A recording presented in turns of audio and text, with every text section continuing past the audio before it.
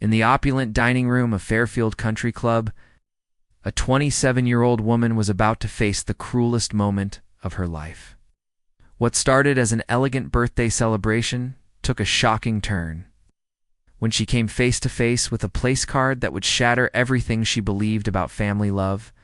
Emma Catherine Hayes wasn't your typical administrative assistant. For years, she had spent her life quietly pursuing her art therapy degree while working to please her high-achieving family, known for her gentle nature and unwavering loyalty to those who claimed to love her. When she encountered the cream-colored card bearing the words "The Disappointment" instead of her name, she had no idea she was walking into a moment that would define the rest of her life. Emma's silent departure from that humiliating dinner would lead to a complete transformation of everything she thought she knew about love, family, and self-worth. What began as a milestone birthday celebration would become a journey of liberation from decades of emotional abuse. The Hayes family would never be the same after Emma chose herself over their approval for the first time in 27 years. Before we jump back in, tell us where you're tuning in from. And if this story touches you, make sure you're subscribed, because tomorrow I've saved something extra special for you. Emma Catherine Hayes stood before her bedroom mirror, adjusting the navy blazer for the third time in 5 minutes. The reflection staring back at her looked appropriately professional, appropriately subdued everything her mother would expect for tonight's celebration at the Fairfield Country Club. She'd chosen the outfit carefully, rejecting the flowing emerald dress that made her feel confident in favor of this conservative ensemble that screamed responsible daughter. Her fingers trembled slightly as she fastened the simple pearl earrings, gift from her grandmother that Margaret had always deemed understated enough for family occasions. The irony wasn't lost on Emma that even her jewelry choices were dictated by someone else's approval. 27 years old today, the number felt heavier than it should, weighted with unmet expectations and dreams deferred. Through her apartment's single window, she could see the modest parking lot of her complex, a stark contrast to the world she'd be entering in an hour. Her studio apartment, with its secondhand furniture and walls covered in her own artwork, felt like a sanctuary she was about to abandon for enemy territory. The anxiety gnawed at her stomach as she applied lipstick with mechanical precision. Her mother had been particularly pointed in their last conversation, mentioning how lovely it would be if Emma could make an effort for once. The subtext was clear to embarrass the family. Again, Emma's mind drifted to last Christmas, when she'd arrived at the Hayes family gathering, wearing a vintage dress she'd found at a thrift store. She'd thought it was beautiful, with its flowing lines and subtle floral pattern. But Margaret's first words had cut through any confidence she'd mustered. "Oh, Emma dear, how creative, though I do worry what people will think about those colors with your complexion." The rest of the evening had been spent feeling like an imposter in her own family, watching as Kate effortlessly commanded attention with stories from her law firm, while Jamie charmed everyone with his easy humor and perfect grades from law school.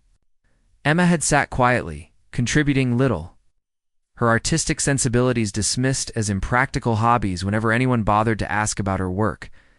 She grabbed her purse, a sensible black leather bag that Margaret had given her for her birthday 2 years ago, replacing the bohemian messenger bag Emma preferred. "Image matters, darling," her mother had said, as if Emma's choice in accessories was somehow a personal failing. The drive to Fairfield Country Club felt longer than usual, though Emma suspected that had more to do with her growing dread than actual traffic. She'd made this journey countless times before Kate's promotion celebration, for her father's various medical conference awards, for Jamie's law school acceptance party. Always someone else's triumph, someone else's moment to shine. Her Honda Civic looked painfully out of place among the Mercedes, BMWs, and Audis filling the club's valet area. Emma chose to park herself in the members' lot, unwilling to endure the subtle condescension of the valet staff, who knew exactly where she ranked in the club's social hierarchy. The Fairfield Country Club stood before her like a monument to everything. The Hayes family represented dulled money aesthetics, carefully maintained exclusivity, and the kind of understated luxury that whispered rather than shouted its importance. Emma had always felt like she was playing dress-up here, pretending to belong in a world that valued appearances over authenticity. Through the tall windows, She could see the private dining room Margaret had reserved, already glowing with warm light and filled with familiar faces. The guest list would be the usual suspects' family friends, her parents' professional associates. People who knew Emma primarily as Richard and Margaret's middle daughter, the one who, the sentence never seemed to end positively. Margaret emerged from the club's main entrance, resplendent in a cream-colored suit that probably cost more than Emma's monthly rent. Her smile was perfectly calibrated for public consumption, warm enough to appear maternal, controlled enough to maintain authority. "Emma, darling." Goward. Margaret's voice carried that practiced tone that suggested affection while somehow communicating disappointment. "You made it. Though I do hope you're not planning to spend the evening looking quite so serious. It's a celebration, after all." Emma felt the familiar tightness in her chest. The automatic response to adjust her expression, her posture, her very presence to meet her mother's expectations. "Of course, Mom. I'm looking forward to it." "Wonderful. Your father's already inside, networking with Dr. Patterson about some research opportunity." Kate arrived 20 minutes ago looking absolutely radiant. Success suits her, don't you think? The comparison was subtle, but unmistakable. Kate's success, Kate's radiance, Kate's ability to make the family proud. Emma nodded, swallowing the familiar sting of being found wanting before the evening had even begun. They walked through the club's mahogany-paneled corridors, past oil paintings of long-dead members and display cases showcasing championship trophies from decades past. Emma's heels clicked against the polished floors, each step echoing with the weight of expectations she'd never quite managed to meet. By the private dining room buzzed with conversation and clinking glassware.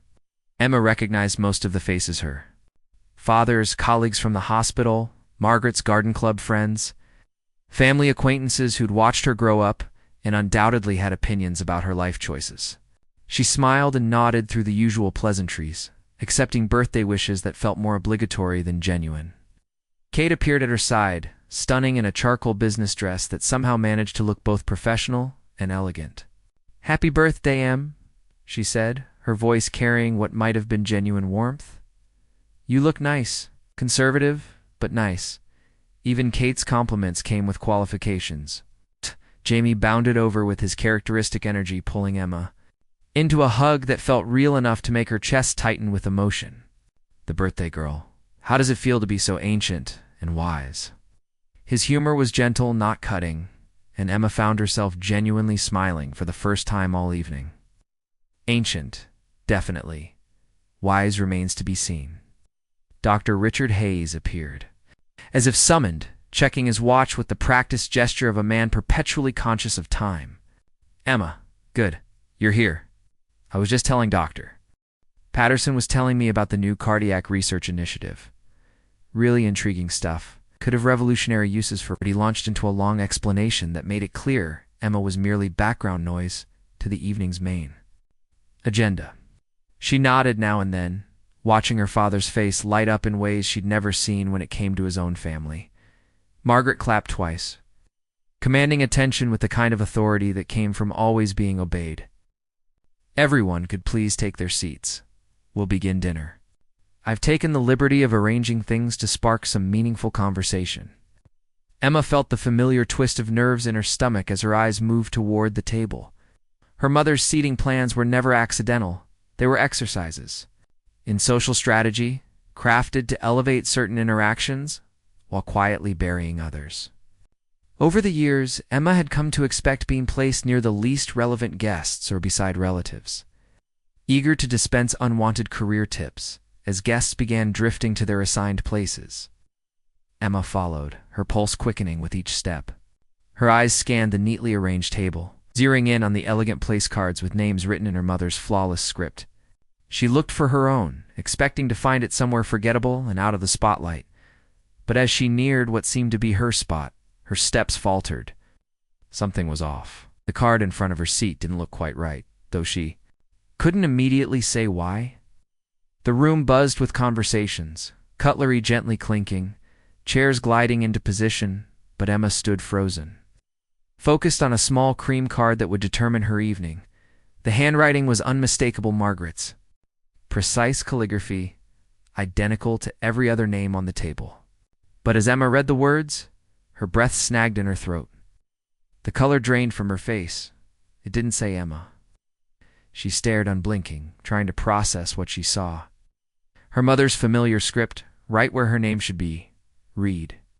Only to crushing words. The disappointment. The sound in the room dulled. Voices blurred into static. Forks and glasses moved. Laughter trickled on, but Emma stood rooted, staring at the label that turned her into the punchline of a family joke. Emma, dear, do sit down. Margaret's voice sliced through her daze. You're holding up dinner? Emma looked up slowly, meeting her mother's placid gaze, the practiced look of someone feigning innocence. Around the table, eyes were turning. The birthday girl wasn't sitting. Mom, Emma whispered, her fingers trembling as she lifted. The card, what is this? Margaret let out a light melodic laugh, the kind that had been perfected for social occasions. Oh, that. Darling, you know the family's always teased about your unique path. I just thought it would be fun to acknowledge what everyone already thinks. She beamed like she'd pulled off a clever surprise. Laughter rolled around the table. Dr. Patterson let out a knowing chuckle. Mrs. Whitmore from the garden club giggled behind her wine. Even some cousins snorted with amusement. To them, it was just Margaret being Margaret Cutting. Sure, but harmless. Joke, really. Emma scanned the table. These were her people relatives, longtime family friends. Yet, in that moment, they all felt like strangers. Not allies, but spectators to her public shaming. Jamie, normally so composed, looked stricken. His smile had vanished. He seemed to start saying something, then stopped, caught between defending Emma and keeping peace. His eyes flicked to hers, then dropped away. Kate, ever the mediator, jumped in. Oh, Mom, that's awful, she said, half laughing. Poor Emma. Why don't you take my seat? I'll sit there instead. Even that came across as condescending, as though Emma were a child needing shelter from an adult joke. The fact that no one else wanted that particular seat just reinforced that the label belonged to her. Dr. Hayes had already disengaged, his attention shifting back to professional chatter with Patterson. Illman had an uncanny ability to remove himself from emotional misses if by focusing on work he could erase what was in front of him. Emma had hoped, however foolishly, that he might speak up this time, but silence was his choice, as always. Really, Emma? Margaret said, her voice now laced with that familiar scolding tone. You're making a scene? Everyone knows how deeply we care about you, even if your choices have been ... unconventional. Can't you laugh at yourself a little? Each word landed like a jab. Even if your choices have been unconventional, as if dedicating herself to art therapy instead of chasing a law degree had made her a failure. As if her entire being had to be tolerated rather than embraced. Margaret waved toward the chair. Please sit. Staff is ready to serve, and this is becoming unnecessarily dramatic. It was only meant as harmless family humor. Emma looked around the table one more time, taking in the expectant faces, the barely concealed impatience. The assumption that she would, as always, swallow her hurt and play her assigned role. The birthday girl who couldn't take a joke. Disappointing daughter who lacked a sense of humor about her own failures. But something had shifted inside her as she stood there holding that card. For 27 years, she'd absorbed these small cruelties. Rationalized them, minimized them, told herself that this was just how families showed love. She'd convinced herself that their criticism came from caring, that their disappointment was really just concern for her future. Standing there with the disappointment literally in her hands, Emma finally saw the pattern clearly. This wasn't love wrapped in tough exterior. This was systematic emotional abuse, dressed up as family. Tradition. Without a word, Emma set the place card back on the table. She picked up her purse from where she'd placed it beside the chair and turned toward the door. The room fell silent, the laughter dying away as people realized she wasn't playing along. With the script, Emma Catherine Hayes, Margaret's voice sharp with authority. Where do you think you're going? Don't you dare embarrass this family with one of your dramatic episodes. Emma paused at the threshold of the dining room. She turned back to look at her mother, at the table full of people who'd just participated in her humiliation, at the family who claimed to love her while systematically destroying her self-worth. I'm not the one who should be embarrassed, she said quietly, her voice steady, despite the storm raging inside her chest. Then she walked out, leaving behind the stunned silence of people who'd expected her to accept their cruelty with gratitude, as she always had before. But Emma wasn't the same person who'd walked into that room. That woman had died somewhere between seeing the place card and recognizing the truth about her family's love. The drive home passed in a blur of tears and traffic lights, Emma's hands gripping the steering wheel as she navigated through the familiar streets that suddenly felt like foreign territory. Everything looked the same, but she felt fundamentally changed, as if she'd shed an old skin and didn't yet know what lay beneath. Emma's apartment welcomed her back with its modest warmth, a stark contrast to the cold elegance she'd just escaped. She stood in her living room, still wearing the conservative outfit that had felt like armor, but now seemed like a costume she was desperate to shed. The place card remained clutched in her hand, its cream-colored surface now wrinkled from her grip. Sleep was impossible. Emma found herself pacing the small space, her mind churning through not just the evening's events but years of similar moments she'd somehow managed to rationalize away. The times Margaret had introduced her as our artistic daughter with that particular tone that made creativity sound like a mental illness. The family gatherings where her achievements were dismissed as nice hobbies, while Kate's career milestones were celebrated as family triumphs. She pulled out a notebook, one of many she kept for sketching and journaling, and began writing. The words poured out in a stream of consciousness, memories she'd buried under layers of family loyalty and desperate hope for acceptance. Her 13th birthday party, when Margaret had announced Emma's strata report card but spent the rest of the evening lamenting that Emma wasn't naturally gifted like Kate in mathematics. Her high school graduation, where her acceptance. The art school had been mentioned as an afterthought, while Jamie's academic awards took center stage. Her college graduation, where Margaret had asked when she planned to get a real job before the cap and gown came off. Each memory felt like a small stone she'd been carrying, and now the weight of them all together was crushing. How had she convinced herself this was normal? How had she spent 27 years believing that love came with conditions and criticism was care? The sun was rising when Sarah's key turned in the lock. Emma had given her best friend a spare key years ago, and Sarah used it now without hesitation, arriving with coffee and the kind of intuitive timing that comes from deep friendship. Emma. Sarah's voice carried immediate concern as she took in the scene Ma, still in her dinner clothes, notebook pages scattered around the couch, eyes red from crying and exhaustion. "I need to tell you something," Emma said, her voice hoarse from the sleepless night. "And I need you to listen without trying to fix it or explain it away." Sarah set down the coffee and settled beside her friend, her social worker instincts recognizing the gravity of the moment. Emma told her everything, not just about the place card, but about the years of subtle undermining, the constant criticism disguised as concern. The way her family's love always came with qualifications and conditions. Sarah said when the story was finished, her voice gentle but firm. "What you're describing, this isn't normal family teasing. This is emotional abuse." The words hung in the air between them. Emma had been afraid Sarah would minimize it, would suggest she was being too sensitive or taking things too personally. Instead, her friend's professional training and personal care combined to offer something Emma had never received from her family: validation. "I've watched this happen to you for years," Sarah continued. "I've seen how you change when you're around them, how you become smaller, quieter, less yourself. I've seen you come back from family events questioning everything about yourself that I know to be wonderful and valuable." Sarah moved to her bag and pulled out a pamphlet one Emma recognized from Sarah's work with trauma survivors. "I want you to read this. It's about emotional abuse in families. But more importantly, I want you to consider talking to someone, a professional who specializes in this kind of family trauma." Emma took the pamphlet with trembling hands. The title read, "Recognizing Emotional Abuse, When Love Becomes Control." Seeing it in black and white, having a term for what she'd experienced, felt both liberating and terrifying. "They'll say I'm being dramatic," Emma whispered. "They'll say I can't take a joke, that I'm too sensitive, that I'm ungrateful for everything they've given me." And that, Sarah said softly, is exactly what emotional abusers say when their victims start recognizing the abuse. They make you question your own reality, your own feelings, your own worth. It's called gaslighting, and it's a classic pattern. Right.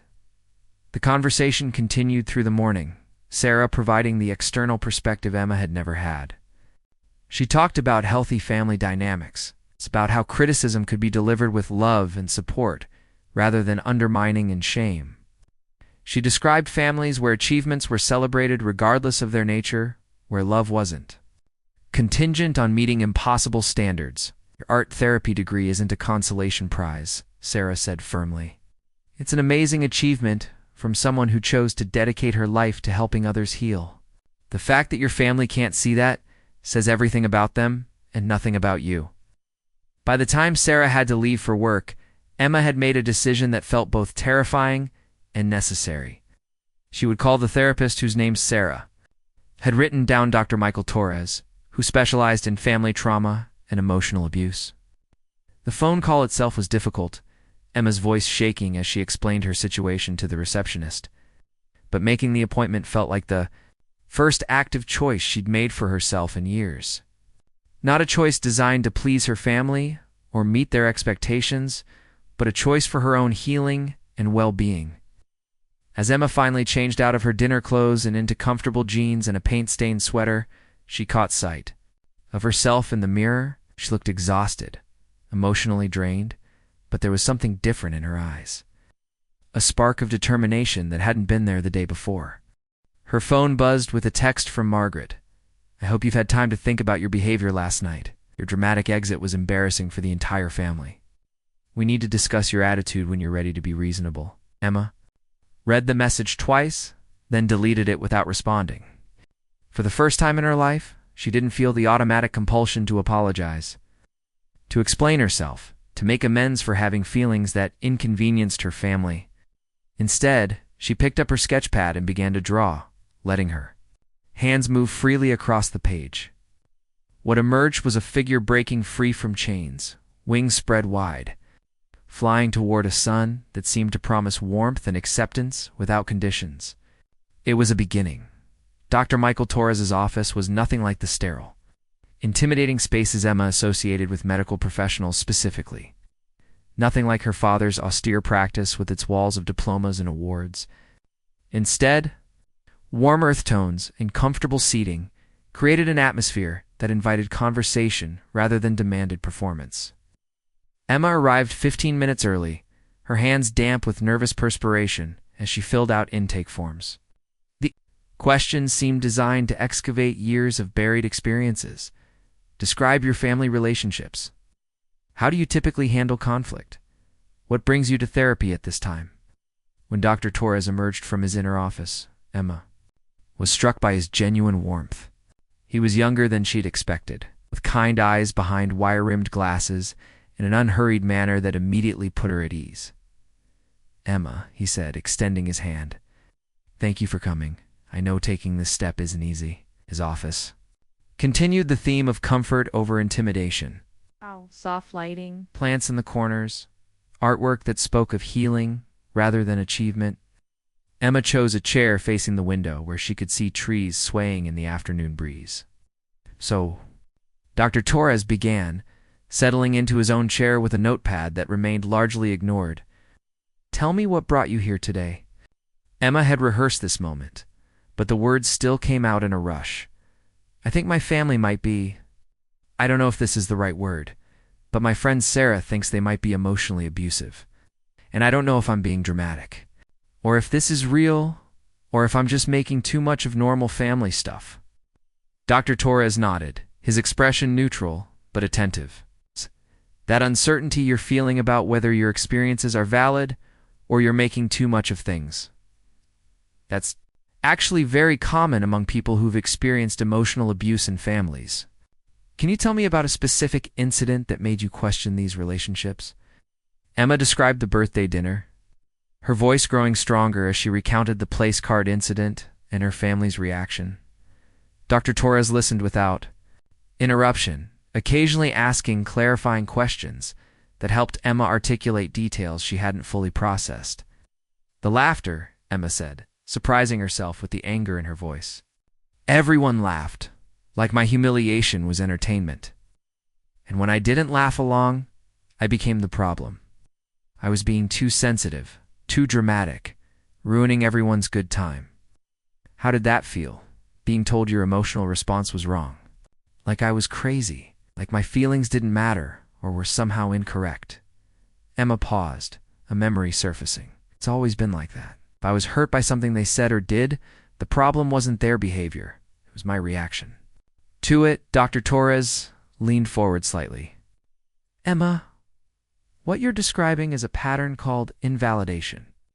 It's when someone dismisses, minimizes, or pathologizes another person's emotional experience. When this happens consistently in families, it can lead people to doubt their own perceptions and feelings. The relief Emma felt at having a name for her experience was overwhelming. So I'm not crazy, I'm not being too sensitive, you're emotional. Responses are valid, full stop. The fact that you've been told otherwise doesn't make them less real or less important. He paused, allowing her to absorb this validation. Tell me about other times you felt this way with your family. When the stories poured out, Emma found herself describing incidents she'd forgotten or rationalized away. The Christmas when Margaret had criticized her gift choices in front of extended family, then acted hurt when Emma seemed upset. The time Kate had shared Emma's private struggles with depression as amusing family drama at a dinner party. Her father's consistent absence from important moments in her life, always justified by work obligations that somehow never interfered with Kate's milestones. I keep thinking I should be grateful, Emma said, exhaustion creeping into her voice. They paid for my education, they included me in family events. They didn't hit me or anything obvious like that. I had food and shelter and opportunities. How can I complain about that? Preparing and narrating this story took us a lot of time. So if you are enjoying it, subscribe to our channel. It means a lot to us. Now back to the story. Dr. Torres's expression remained gentle but serious. Emma, emotional abuse is still abuse, even when it comes with material privileges. Love isn't supposed to come with conditions. Support isn't supposed to be paired with criticism. And gratitude shouldn't be used as a weapon to silence your legitimate feelings. He reached for a book from his shelf, opening it to a marked page. I'd like to read you something about emotional abuse in families. Emotional abuse often involves a pattern of behaviors designed to control, belittle, or isolate the victim. In families, this can include constant criticism, impossible standards, public humiliation, gaslighting, and the weaponization of love and acceptance. Emma felt something unlock in her chest as she listened. These weren't just random, hurtful moments, they were part of a pattern, a system designed to keep her small and compliant. What does healing look like? She asked, her voice barely above a whisper. Different for everyone, Dr. Torres replied. But it often starts with recognizing that your feelings and experiences are valid, which you're already doing. Then we work on understanding the patterns, developing healthy boundaries, and rebuilding your sense of self-worth that isn't dependent on others' approval. He handed her a journal, simple and unadorned. I'd like you to start documenting your interactions with family members, not to build a case against them, but to help you recognize patterns you might otherwise dismiss or forget. Note how you feel before, during, and after these interactions. Emma accepted the journal like a lifeline. What about their phone calls? My mom has been texting constantly since the dinner, wanting to discuss my attitude. Just seeing her name on my phone makes me anxious. You have the right to control your contact with people who hurt you, even if they're family. What would feel manageable for you right now? The concept was revolutionary. Emma had never considered that she could choose when and how to engage. With her family, I think I need some space to figure out what I'm feeling without their voices in my head telling me I'm wrong. That sounds like excellent self-care. Boundaries aren't punishment, they're protection. They give you space to heal and grow. As the session ended, Dr. Torres reminded Emma that healing wasn't linear, that there would be difficult days ahead. But for the first time in her life, Emma felt like she had an ally in her corner, someone who believed her experiences were real and her feelings were valid. Walking to her car, Emma's phone buzzed with another text from Margaret. Instead of the automatic anxiety spike she usually experienced, Emma felt something new, a quiet determination. She turned off her phone and drove home in blessed silence. The journal on her passenger seat representing the first tool in her journey toward reclaiming herself. The pounding on Emma's apartment door began at 8:30 a.m. on a Saturday, persistent and aggressive enough to wake her from the first peaceful sleep she'd had in days. Through the peephole, she could see Margaret's perfectly coiffed hair and the kind of tightly controlled expression that meant someone was about to face her considerable displeasure. "Emma Catherine Hayes? I know you're in there," Margaret's voice carried through the thin door. "We need to talk. This silent treatment has gone on quite long enough." Emma's heart hammered against her ribs as she stood frozen in her pajamas, bare feet on the cold hardwood floor. She'd been screening her mother's calls for 3 days, following Dr. Torres's suggestion about creating boundaries. But she hadn't anticipated Margaret would simply show up, demanding entry like she owned the place. "I'm not ready to talk right now, Mom," Emma said through the door, proud that her voice sounded steadier than she felt. "Not ready." Margaret's laugh held no humor. "What exactly are you not ready for, Emma? An apology? Because I should think you'd be eager to make amends for that embarrassing display at your birthday dinner." The words hit like familiar arrows designed to find their target with precision. Emma could feel her resolve wavering, the old patterns of guilt and compliance pulling at her like undertow. But Dr. Torres's voice echoed in her memory. "Your emotional responses are valid. Love isn't supposed to come with conditions." "I don't think I'm the one who needs to apologize," Emma replied, her voice growing stronger. The silence on the other side of the door stretched long enough that Emma wondered if Margaret had left. Then came the sound she dreaded most, her mother's tears. Not the raw, honest tears of genuine emotion, but the calculated weeping Margaret deployed when other tactics failed. "Emma, darling, how can you say such hurtful things? I'm your mother. I love you more than life itself. Everything I've ever done has been for your own good, to help you become the best version of yourself. And this is how you repay me? By shutting me out like I'm some stranger?" The guilt crashed over Emma in waves. This was Margaret's most effective weapon, the transformation from aggressor to victim.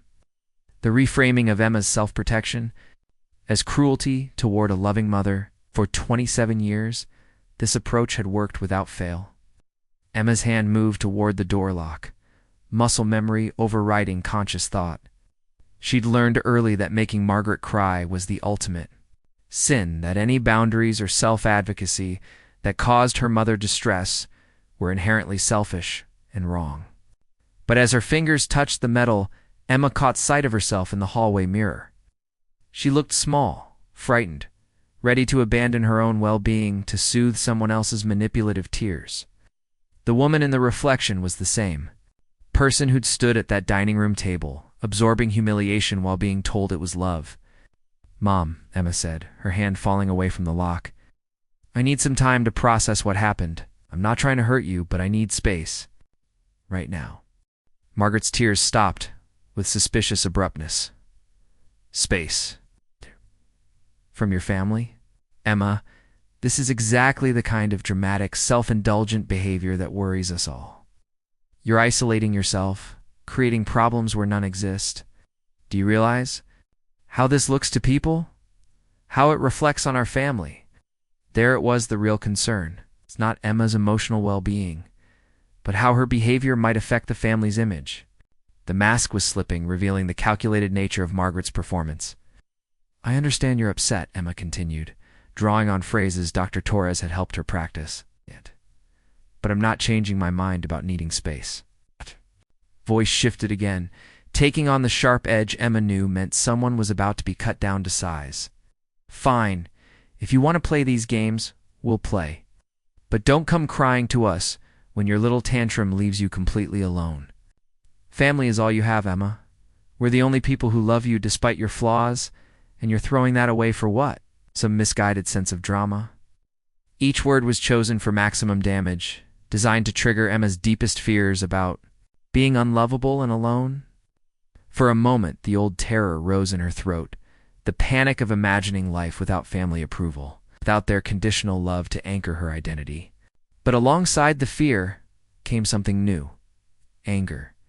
Clean, righteous anger at the cruelty disguised as concern, at the love that came with threats and ultimatums. "That's not what love looks like, Mom," Emma said quietly. "What did you say to me?" Margaret's voice rose dangerously. Before Emma could respond, her neighbor Mrs. Chen appeared in the hallway, returning from her morning walk with her small dog. She took in the scene, Margaret's aggressive posture at Emma's door, the obvious distress in both women's voices. "Is everything all right here?" Mrs. Chen asked, her tone polite but concerned. Margaret's transformation was instant and complete. Her expression smoothed into a mask of maternal concern, her voice taking on the warm tones reserved for public consumption. "Oh, Mrs. Chen, how lovely to see you. I'm just worried about my daughter. She's been going through a difficult time, and I'm trying to make sure she's taking care of herself." Mrs. Chen looked from Margaret to Emma's door, then back to Margaret. "I see. Well, Emma seems like a very capable young woman. I'm sure she knows how to reach out if she needs support." The dismissal was gentle but clear. Mrs. Chen continued to her own apartment. But her presence had shifted the dynamic. Margaret could no longer operate in the private space where her manipulation thrived. There was now a witness to her behavior. "This isn't over, Emma," Margaret said, her voice low and carrying the promise of future consequences. "You can't hide behind your door forever. Family doesn't just disappear because you're having some sort of breakdown." Emma waited until she heard Margaret's heels clicking away down the hall before sinking onto her couch, her entire body shaking with adrenaline and exhaustion. She'd done it, she'd maintained her boundary despite every weapon in Margaret's considerable arsenal. Her phone buzzed with a text. "Your behavior today was deeply hurtful and concerning. Your father and I are beginning to think you need professional help. We only want what's best for you, but we won't enable this destructive pattern. When you're ready to apologize and discuss this rationally, we'll be here. Till then, we need to consider what's best for the whole family." Emma read the message twice, recognizing the familiar cocktail of guilt, threat, and false concern. But instead of the usual spiral of self-doubt, she felt something like relief. The confrontation she'd been dreading was over, and she'd survived it. More than that, she'd stood her ground. She made herself coffee and opened the journal doctor Torres had given her. For the first time, she began documenting not just what had happened, but how she'd felt throughout the interaction. The fear, yes, but also the growing certainty that protecting herself wasn't cruelty, and that love without respect wasn't love at all. Outside her window, the world continued unchanged. But inside her small apartment, something fundamental had shifted. Emma had chosen herself over her family's approval, and the sky hadn't fallen.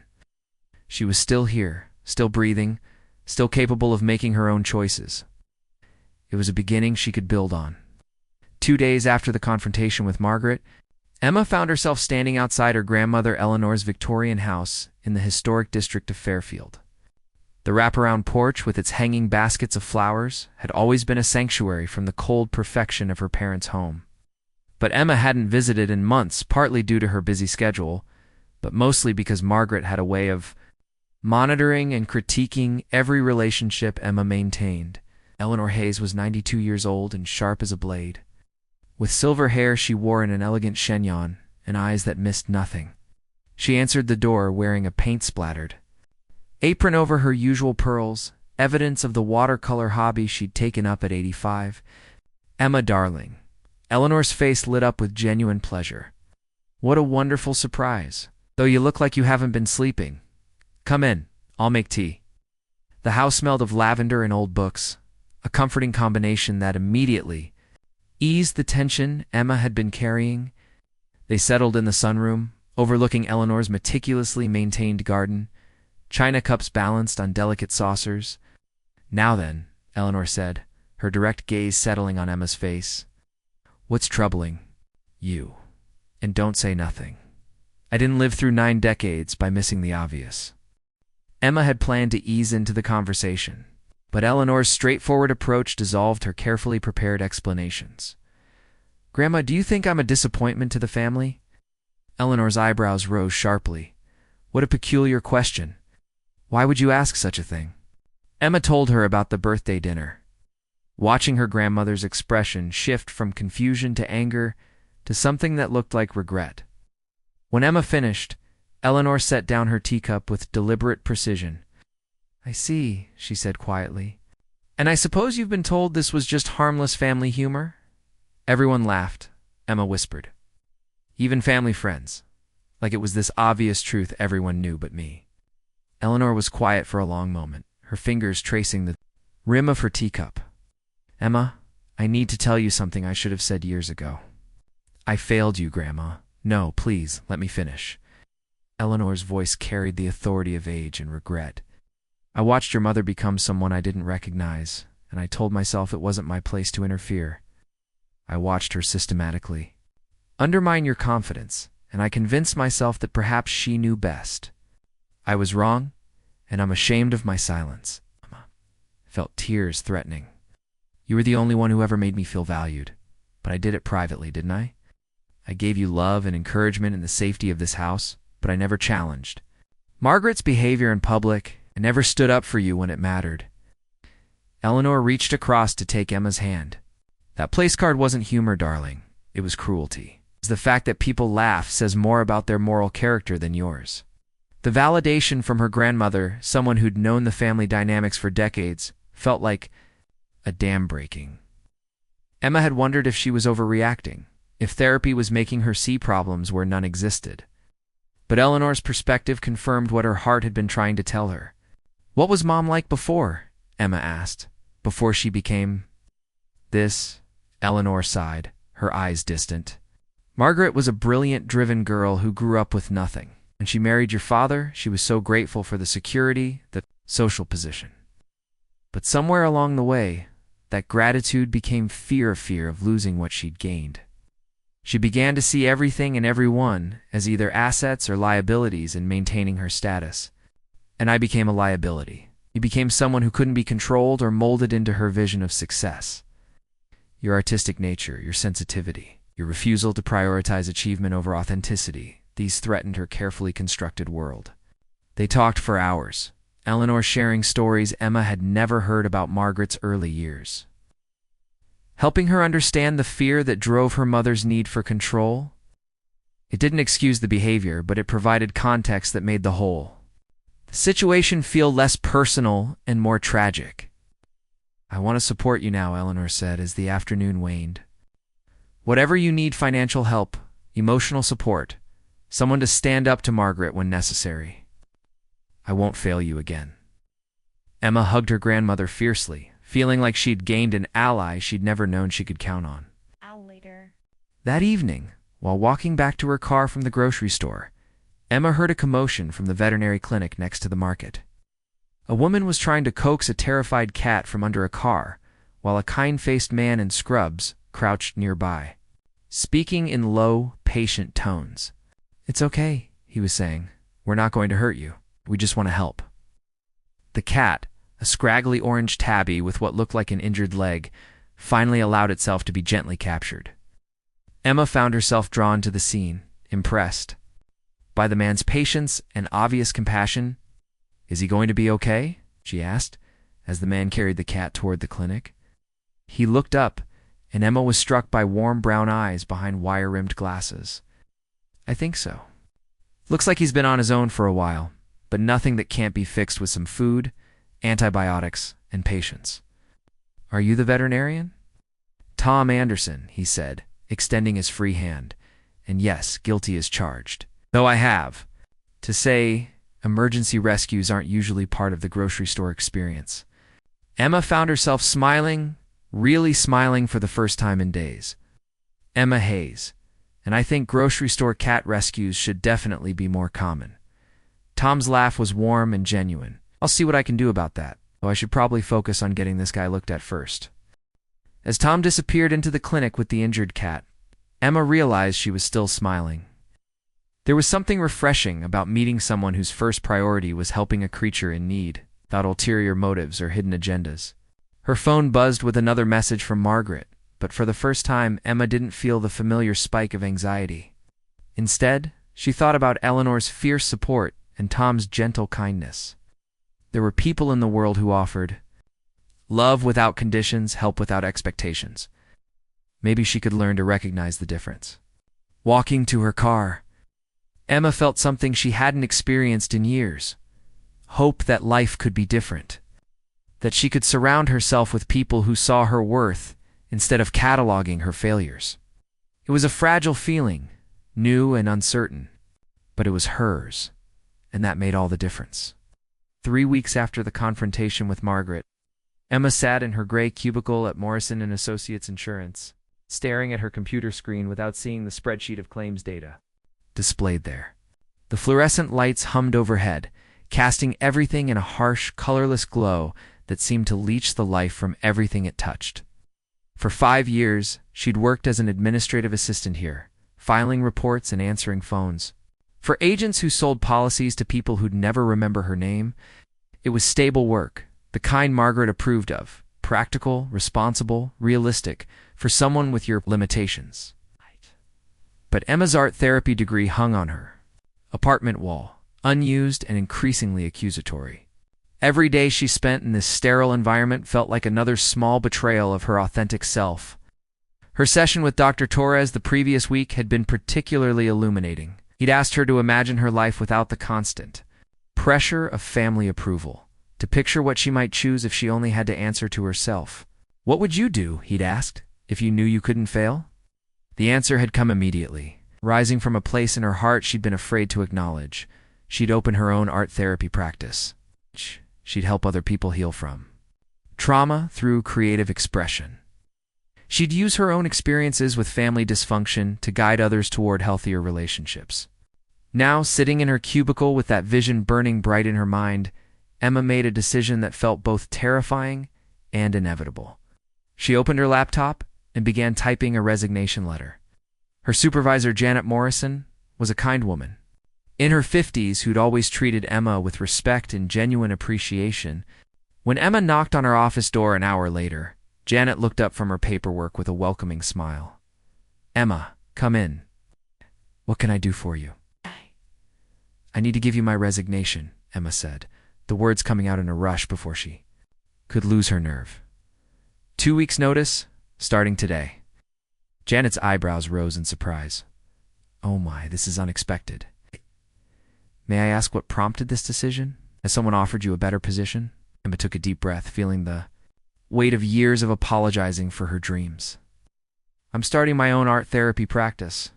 It's what I've always wanted to do, and I finally decided to stop waiting for the perfect moment." Janet's face broke into a genuine smile. "Emma, that's wonderful. I had no idea you had training in art therapy, though it explains so much. About you, the way you connect with people, your natural empathy. You're going to be amazing at this." Validation from someone who'd worked with Emma daily for years felt like oxygen after holding her breath. "Really? You don't think I'm being impractical?" "Impractical?" Janet laughed. "Emma, you're one of the most capable people I know. You handle everything we throw at you with grace and intelligence. If anyone can build a successful practice, it's you." She paused, studying Emma's face. "Though I have to ask, how are you getting support for this transition? Starting your own business can be challenging." Emma thought of Eleanor's offer of financial help, of Dr. Torres's encouragement, of Sarah's unwavering belief in her abilities. "Yes, I think I am." Over the next 2 weeks, Emma threw herself into research with an energy she hadn't felt in years. She studied licensing requirements, business plans, potential office spaces. She reached out to other art therapists in the area, finding a community of practitioners who welcomed her with enthusiasm and practical advice. Her first breakthrough came when she received a call from Dr. Patricia Hendricks, who ran a family counseling center in town.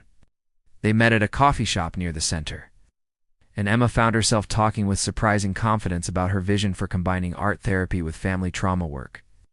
"I've been looking for someone with your specific training," Dr. Hendricks said. "I have several adolescent clients who aren't responding well to traditional talk therapy. Would you be interested in doing some contract work while you're getting established? It could provide both income and experience." Emma's first client was a 16-year-old girl named Maya, whose parents had been pressuring her to excel academically while dismissing her struggles with anxiety. As Emma watched Maya create abstract paintings that expressed feelings she couldn't verbalize, she felt a deep sense of rightness about her choice. Yes. No one's ever asked me to draw how I feel before, Maya said, adding dark swirls to a canvas. Dominated by jagged lines, it's weird how much easier it is than talking about it. Art has a way of bypassing the parts of our brain that want to protect us from difficult emotions, Emma explained. Sometimes we know things in our bodies and hearts before our minds are ready to accept them. Maya looked up from her painting. Is that why I feel so angry all the time? Even when my parents say they're just trying to help me? Emma's heart clenched with recognition. What do you think? When you look at your painting, what does it tell you about that anger? As Maya explored her feelings through color and form, Emma realized she was witnessing healing in real time. More than that, she was facilitating it. The work felt like coming home to herself in a way she'd never experienced. That evening, Emma met Tom for dinner at a small Italian restaurant downtown. Their friendship had developed slowly over the past month, built on conversations about animals, art, and their shared experience of feeling like outsiders in achievement-oriented families. You look different, Tom observed as they settled into a corner booth. Lighter, somehow. Emma found herself telling him about her day with Maya, about the resignation from her insurance job, about the growing certainty that she was finally on the right path. Tom listened with the kind of focused attention that made her feel heard rather than judged. My parents think I'm having some kind of breakdown, Emma admitted. I can't understand why I'd leave a perfectly good job to pursue something so uncertain. Tom's expression darkened slightly. My ex-fiance's family used to say things like that about veterinary medicine. They thought I should go into human medicine because it was more prestigious. Never mind that I've known I wanted to work with animals since I was 8 years old. That why she's your ex-fiance? Partly, she started agreeing with. Them suggesting I could do better than treating pets. I realized she loved the idea of who I could become more than who I actually was. Tom reached across the table to touch Emma's hand gently. The thing is, there's nothing uncertain about following your authentic path. The uncertainty comes from trying to be someone you're not. His words resonated deep in Emma's chest. She thought about all the years she'd spent trying to mold herself into what her family wanted, constantly falling short because she was pursuing targets that had nothing to do with her true nature. As they walked to their cars after dinner, Tom paused beside Emma's Honda. Can I ask you something? What made you finally decide to leave the insurance job? Emma considered the question seriously. I think it was realizing that I was living someone else's life. Every day I spent in that cubicle was a day I wasn't becoming who I'm meant to be. And I decided that disappointing my family was less important than disappointing myself. Tom smiled, and there was something in his expression that made Emma's heart skip. That might be the bravest thing I've ever heard someone say. Driving home, Emma realized she'd made another significant change without fully recognizing it. She'd changed her phone number the week before, giving the new one only 2 people who genuinely supported her well-being. For the first time in her adult life, her phone wasn't a source of anxiety and guilt. The silence from her parents felt peaceful rather than ominous. In her apartment, surrounded by business plans and art supplies, Emma felt a sense of purpose she'd never experienced before. She was building something that mattered, something that reflected her values and utilized her gifts. More importantly, she was doing it for herself, not for anyone else's approval. Her phone rang the new number only a few people had. It was Sarah, calling from her own apartment across town. I just wanted to tell you how proud I am of you, Sarah said without preamble. Starting your own practice, helping that girl today, choosing your own life over their expectations. You're becoming the person you've always been underneath all their conditioning. After they hung up, Emma sat at her easel and began painting for the first time in months. What emerged was a self-portrait unlike any she'd ever created. Strong, confident, surrounded by vibrant colors that seemed to pulse with life and possibility. She was no longer the disappointment. She was Emma Catherine Hayes, art therapist, healer, woman claiming her own voice after 27 years of silence, and that felt like the greatest achievement of her life. Emma's new office space was a converted Victorian house on Maple Street, with large windows that let in natural light and exposed brick walls, perfect for displaying client artwork. She'd spent the weekend painting the main therapy room in warm, calming colors and was arranging furniture when she heard car doors slamming in the small parking lot outside. Through the window, she watched her parents and Kate emerge from her father's Mercedes, their expressions grim and determined. Margaret wore her armor of choice, a perfectly tailored suit that announced her authority before she spoke a word. Kate carried herself with the confident stride of a lawyer approaching a hostile witness, while Richard trailed behind, already looking uncomfortable but resigned to whatever Margaret had planned. Emma's stomach clenched with familiar anxiety, but she forced herself to breathe deeply and remember Dr. Torres's coaching about staying grounded during confrontations. Known this moment would come eventually. Her family wouldn't simply accept her decision to build an independent life without attempting to reassert control. The bell above the front door chimed as they entered, and Emma watched her mother's calculating gaze sweep the space-taking inventory, finding flaws, preparing ammunition. "Well," Margaret said, her voice carrying that particular tone of disappointment. "Masquerading as concern? So this is where you've been hiding?" "I'm not hiding," Emma replied, surprised by the steadiness in her own voice. "I'm working. This is my office." Kate stepped forward, her lawyer instincts shifting into intervention mode. "Emma, we need to talk. We're worried about you. This whole situation has gotten out of hand." "What situation would that be?" Emma asked, though she already knew the answer. To her family, her pursuit of independence and mental health constituted a crisis that required their management. Margaret moved deeper into the room, her heels clicking on the hardwood floors. "With military precision, it's fantasy you're living, Emma. This delusion that you can simply walk away from your family and reinvent yourself. Do you have any idea what people are saying? How this reflects on all of us?" There it was, the real concern. Not Emma's well-being, but the family's reputation. Emma felt something shift inside her, a kind of crystalline clarity that made Margaret's manipulation tactics seem transparent rather than devastating. "I'm not living a fantasy, Mom. I'm living my life." For the first time, actually, Richard finally spoke, his voice carrying the distant tone he used when discussing medical cases. "Emma, your mother and I have been consulting with colleagues about your behavior. This sudden withdrawal from family contact, these dramatic career changes, the refusal to accept well-meaning advice, these could be signs of a psychological episode." The gaslighting was so blatant it almost made Emma laugh. They were literally suggesting she was mentally ill for choosing to pursue her education and establish boundaries with people who hurt her. "Dad, I have a master's degree in art therapy. I'm a licensed mental health professional. I think I can recognize my own psychological state." "But that's exactly the problem," Kate interjected, her voice taking on the persuasive tone she used in court. "People experiencing breaks from reality often lack insight into their condition. We're not trying to hurt you, Em. We're trying to help you before you do something you'll really regret." Emma looked at her sister, brilliant, accomplished Kate, who'd achieved everything their parents had ever wanted, and saw something she'd never noticed before: fear. Kate wasn't just defending the family system. She was protecting her own position within it. If Emma could successfully reject their parents' control, what did that mean for Kate's carefully constructed identity as the perfect daughter?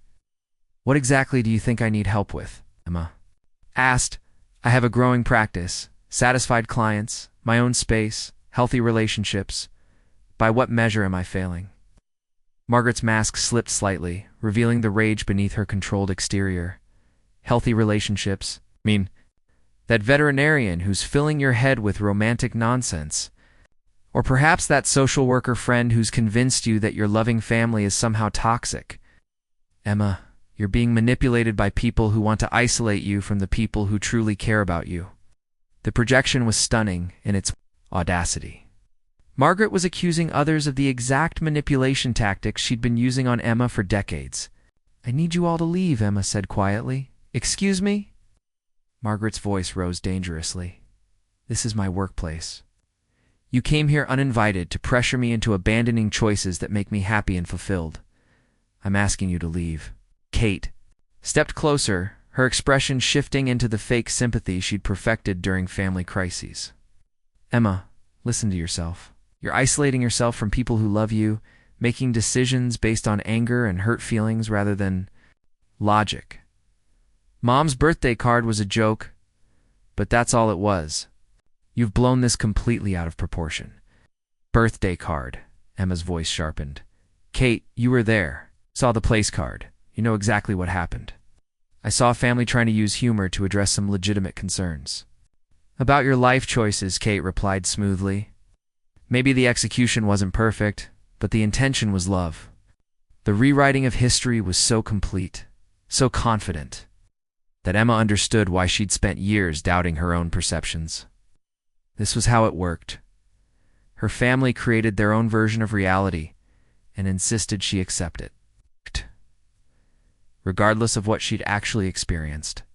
The intention, Emma said, her voice growing stronger, was humiliation and control and punishment for not being who you wanted me to be. Richard shifted uncomfortably, his gaze fixed on a spot somewhere over Emma's shoulder. Should all take some time to cool down. These emotional discussions rarely lead to productive outcomes. This isn't an emotional discussion, Dad. This is me setting boundaries with people who've spent my entire life telling me that my feelings, my perceptions, and my choices are wrong. Emma moved toward the door, her message clear. Love you all, but I won't continue relationships that require me to abandon my own well-being. Margaret's careful composure finally cracked. Fine. If this is how you want to live alone, alienated from your family, struggling with this little hobby business, then you'll have to live with the consequences. But don't come crawling back to us when reality sets in. Don't expect us to clean up the mess when your life falls apart. I won't, Emma said simply. The three of them filed out, Margaret's fury radiating like heat, Kate's disappointment performative and calculated, Richard's discomfort palpable but unchanged. Emma watched through the window as they climbed back into the Mercedes, probably already planning their next approach to the MA problem. As their car disappeared down Maple Street, Emma sank into one of the comfortable chairs she'd arranged for client sessions. Her hands were shaking, but not from fear or doubt. The confrontation had been difficult, but it had also been clarifying. She'd maintained her boundaries under pressure, articulated her position clearly, and refused to be drawn back into their dysfunction.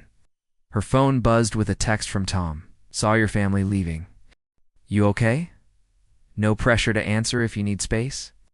Emma smiled, recognizing the difference between Tom's gentle check-in and her family's invasive demands for immediate response and compliance. She typed back, I'm okay.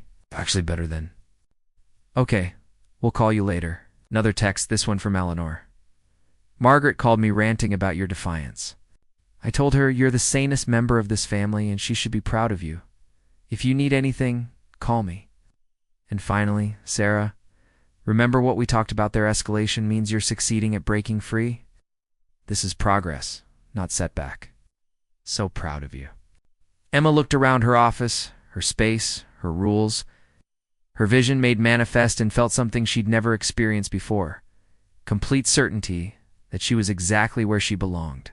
The family she'd been born into might never understand or accept her choices, but she was building something better.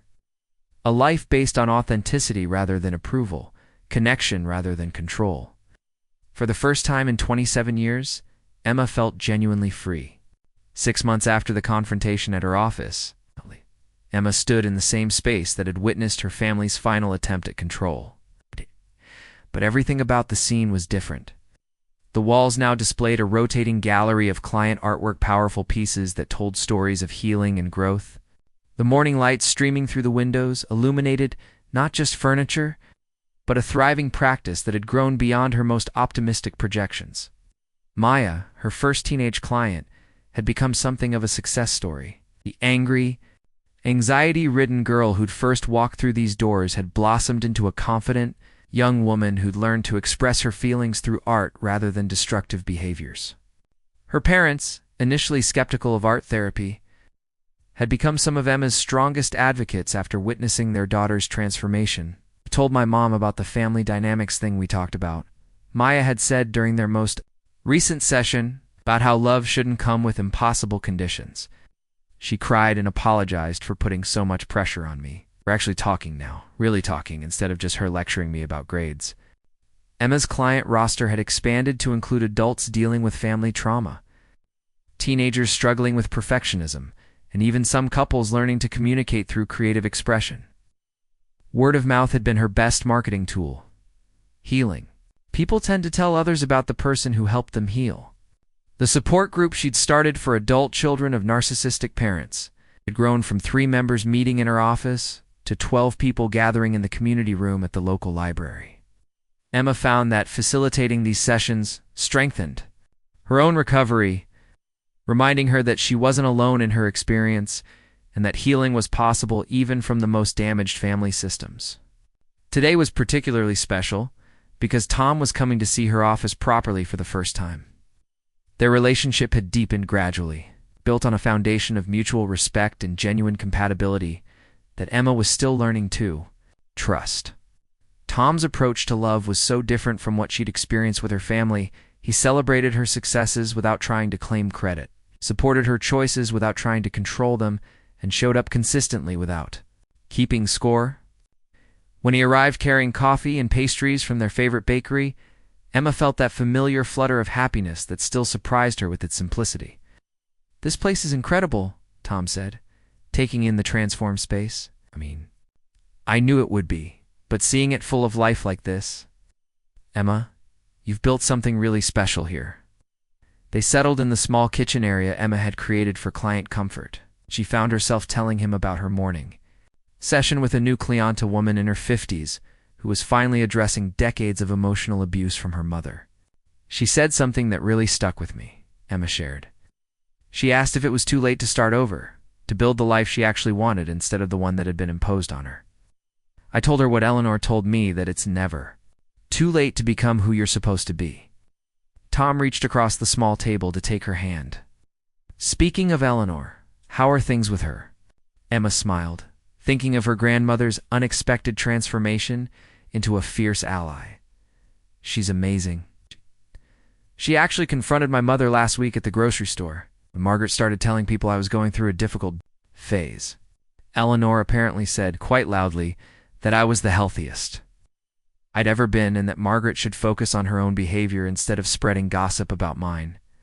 I love your grandmother," Tom said with genuine appreciation. "She reminds me of my own grandmother. No patience for nonsense. Total commitment to the people she loves." The mention of Tom's family brought up a topic they'd been dancing around for weeks. Tom's parents were visiting next month, and he'd asked if Emma would like to meet them. The invitation both thrilled and terrified her. She'd never been in a relationship healthy enough to warrant family introductions.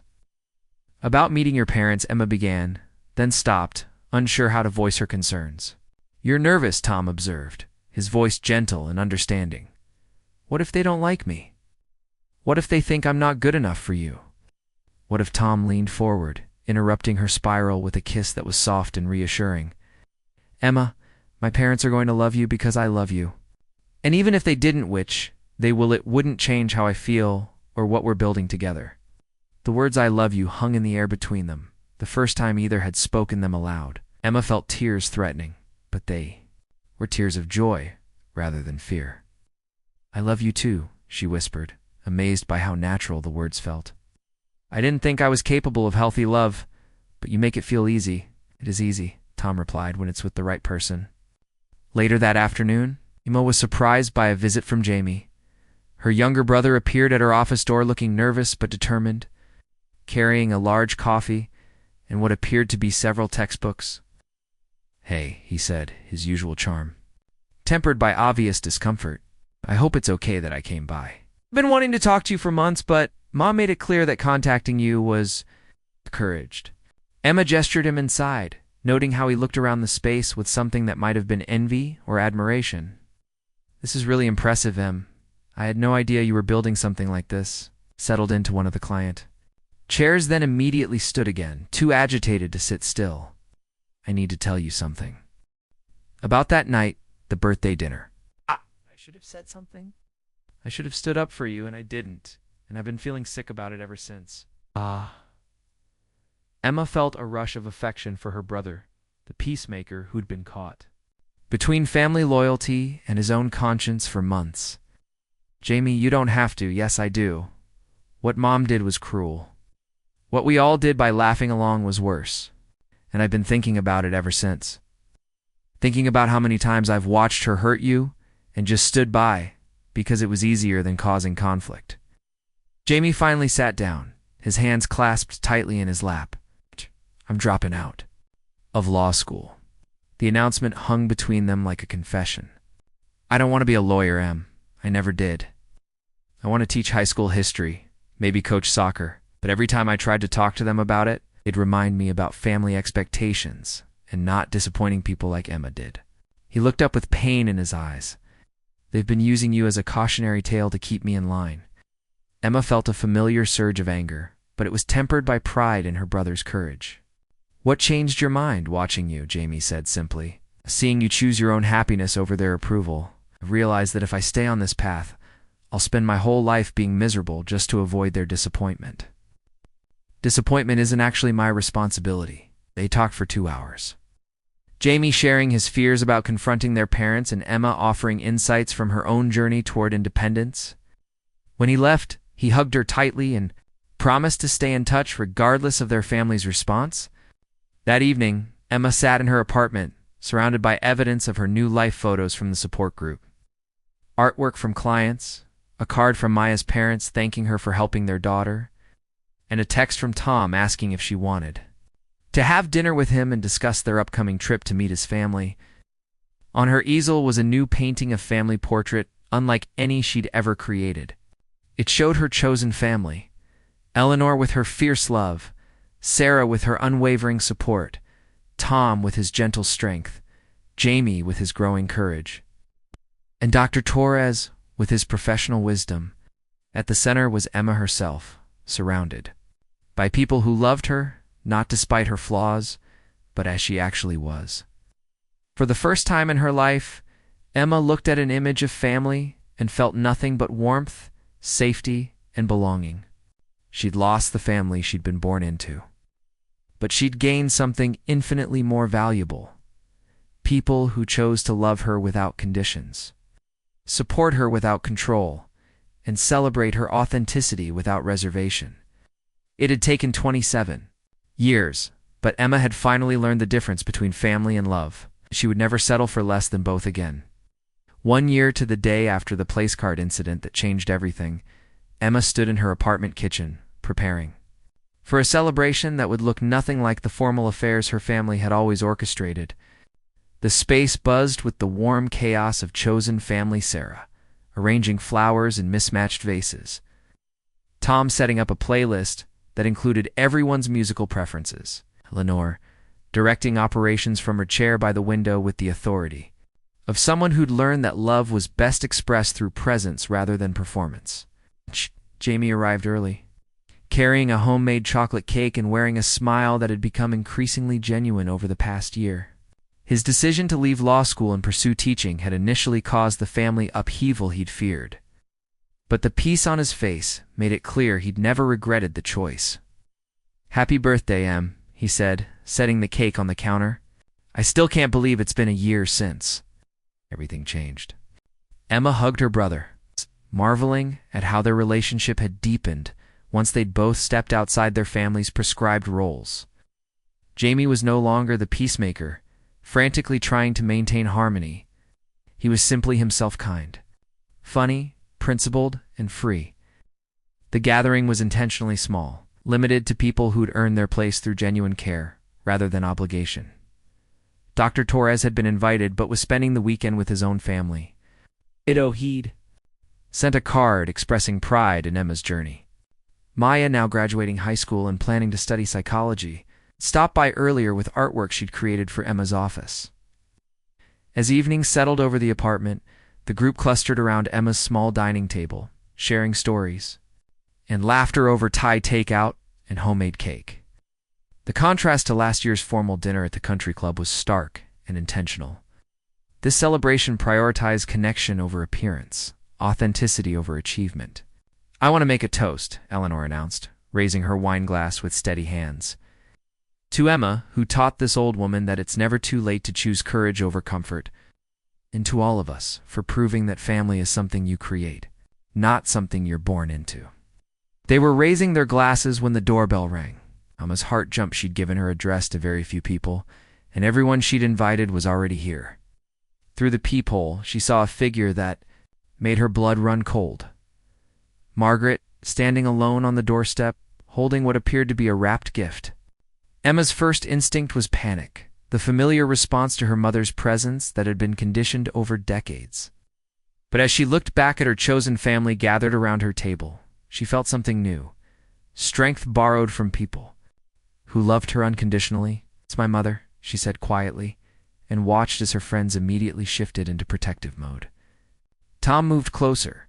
Sarah's expression hardened with professional recognition of a manipulative person. And Eleanor's eyes flashed with something that looked like anticipation. "Do you want me to answer it?" Tom asked. Emma considered the offer, then shook her head.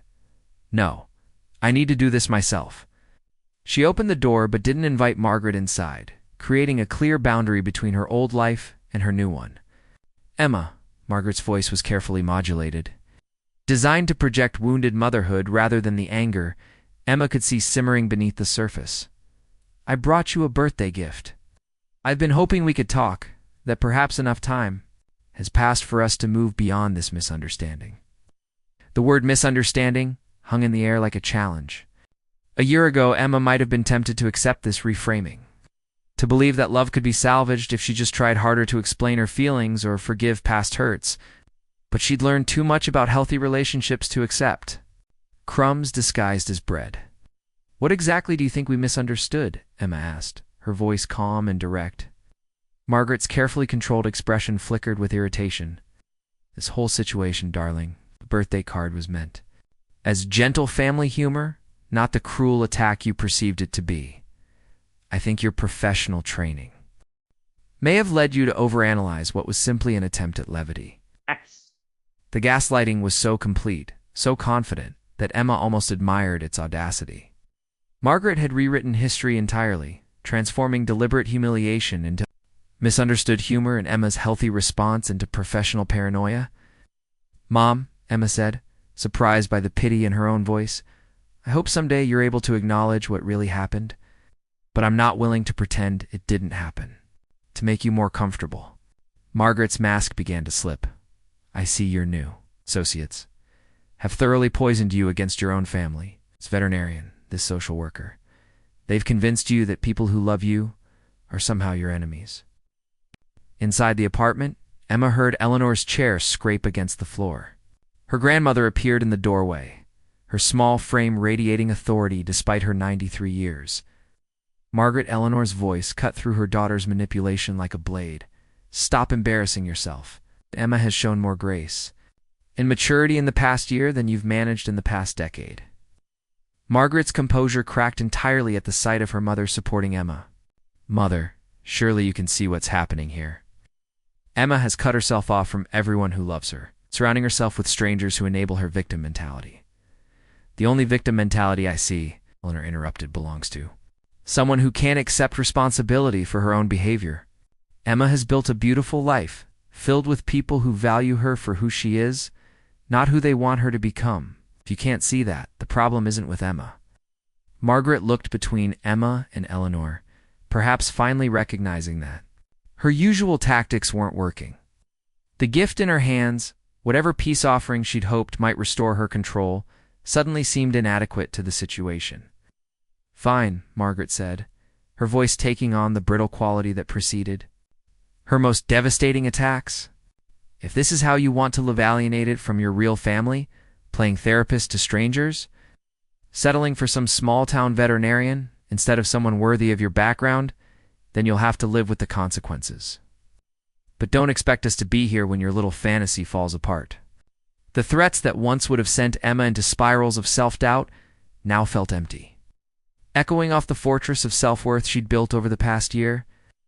"I don't expect anything from you anymore, Mom," Emma said with genuine sadness.